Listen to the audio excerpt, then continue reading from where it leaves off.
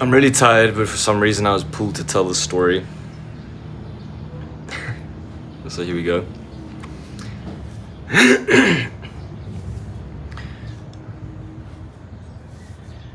About 2 years ago, I met this girl on a dating app. She was really pretty and she was really interesting. And she actually came all the way from another country to come and meet me. And she was a very affectionate person, which usually I love and usually I want from a partner.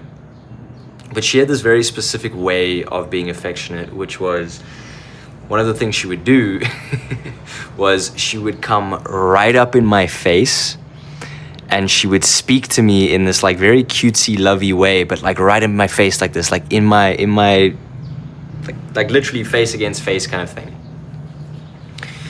And for some reason, that just triggered the shit out of me. Like, there was so much, how would I even describe it? Just this like discomfort and this like annoyance to the point where I would literally like put my head aside and I'd be like, yeah, you know, like, okay, cool, yeah. And then just this like gross discomfort, pretending to care but not care. But I think the most important thing that I recognized was I didn't want to say anything. I didn't want to tell her to like take a step back or, you know, I don't like this or whatever, because I didn't want her to feel bad.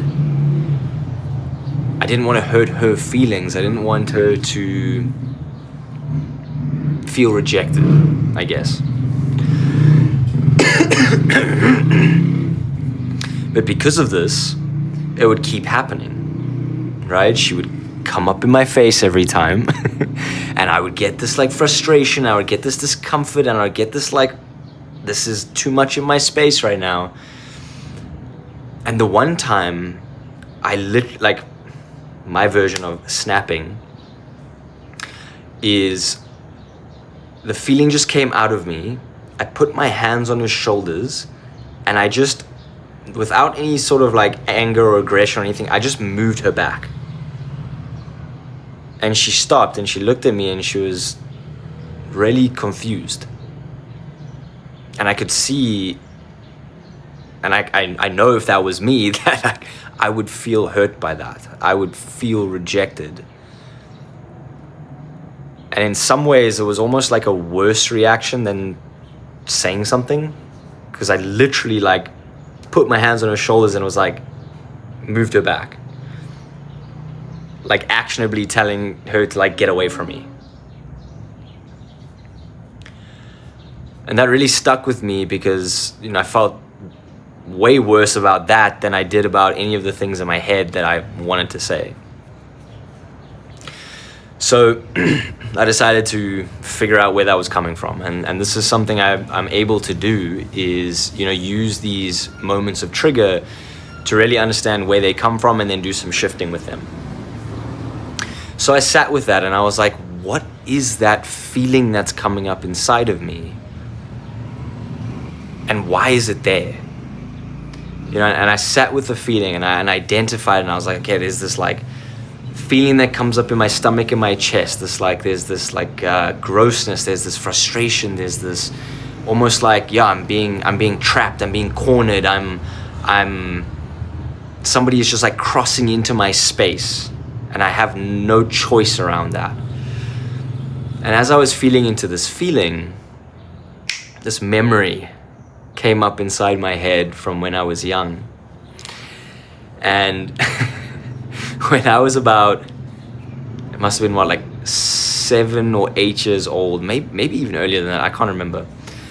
But my mom had a friend, and her friend had a son, and her son was about a year below me. And whenever my mom's friend would come and visit her, she would bring her son.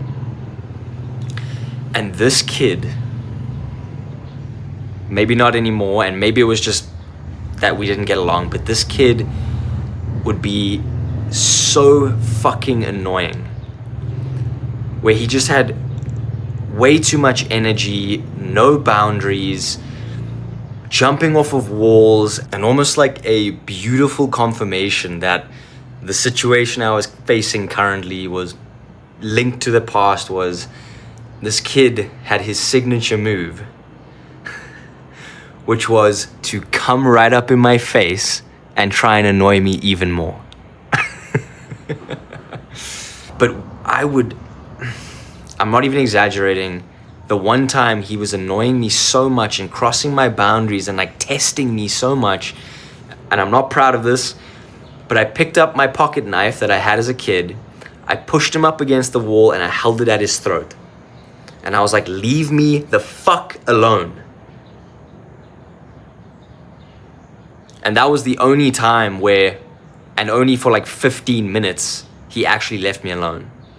But after that, it went straight back to the same shit. And I told my mom almost every single time he would come over, like, Mom, I don't want to spend time with this kid.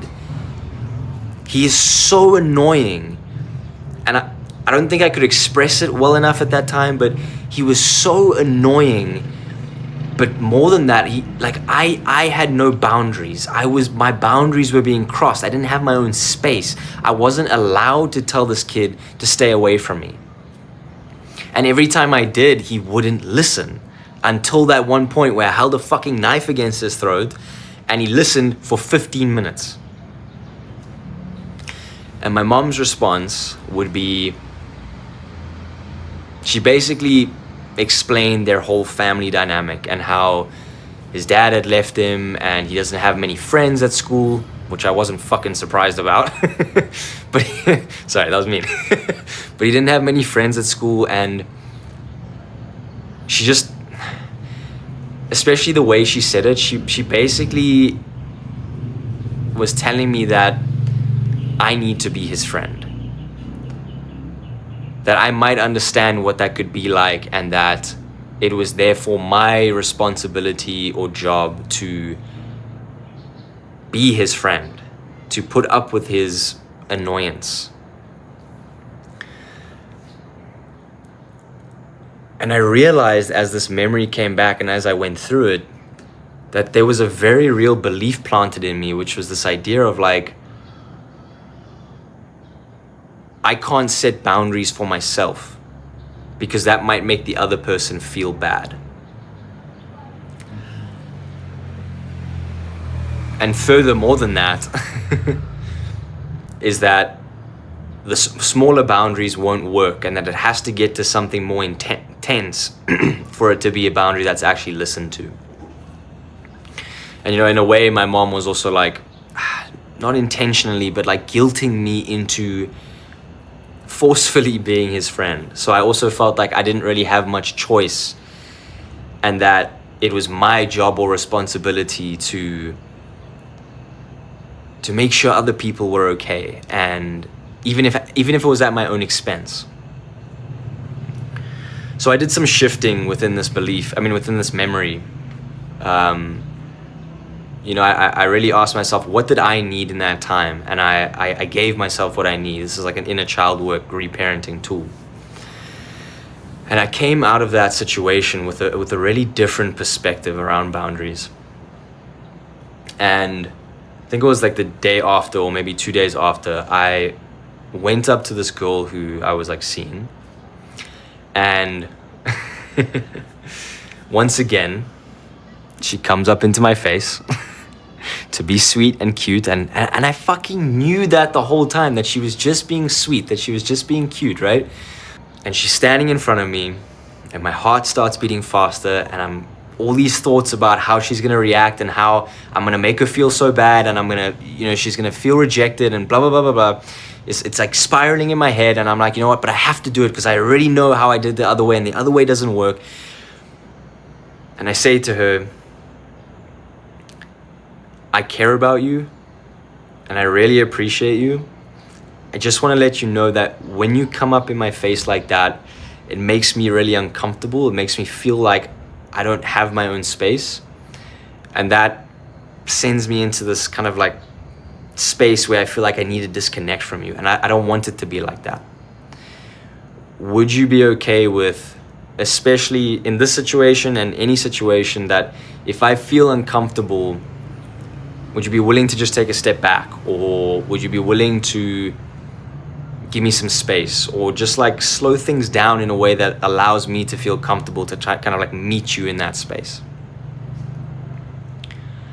And then I held my breath.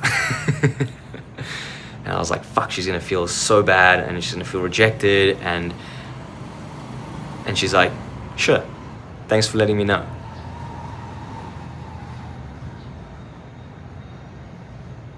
And I was like, what? And she's like, yeah, no, I appreciate you telling me. And of course, I don't want to make you feel uncomfortable or anything like that. So just let me know when you're feeling uncomfortable, and, you know, I'll take a step back. And I was like, what the fuck just happened? And from then on, like, it was a much easier process. I mean, we ended up separating anyway just because there was a misalignment, but the rest of the time we were together, we were able to meet in a much more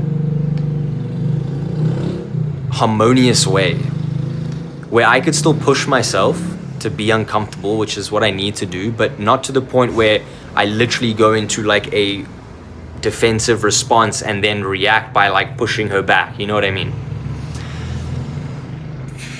And it really just reinforced something that I had known long before then, and why I practice these things is that what I was believing in that moment, what I was worried about, was just completely not the case.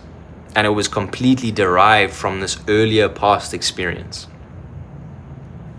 And most importantly, that it's okay to set boundaries. Even if it's your discomfort and coming from your own like insecurity or like wounding or patterning. Like, push yourself. This is not to say avoiding it altogether, but push yourself, but also make sure that you're doing it in a way that feels comfortable enough for you to push yourself. And don't be scared to set boundaries, especially if done in a healthy way.